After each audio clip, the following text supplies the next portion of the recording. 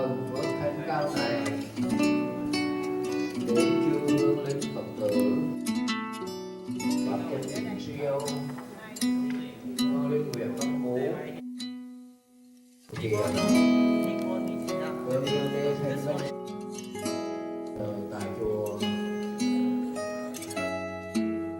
sự an vui tàn tăng chi thế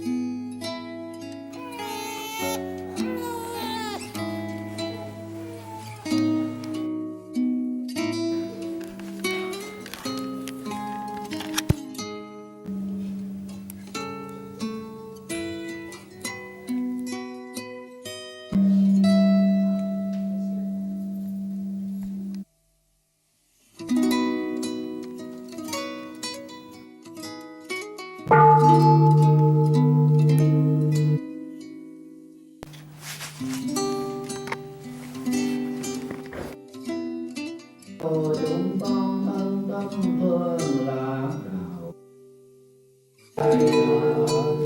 đạo nam mô Tát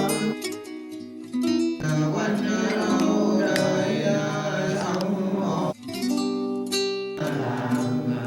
đệ tử quy phương tiện bắc cầu độ ơn cho năm nhà thành theo quyến của thần bằng con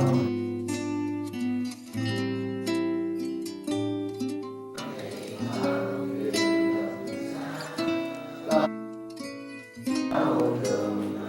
do nhớ thương